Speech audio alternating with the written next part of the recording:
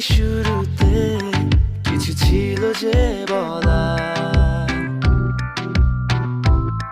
যা ছিল মনে তুমি গোপনে শোনো সেই কথা।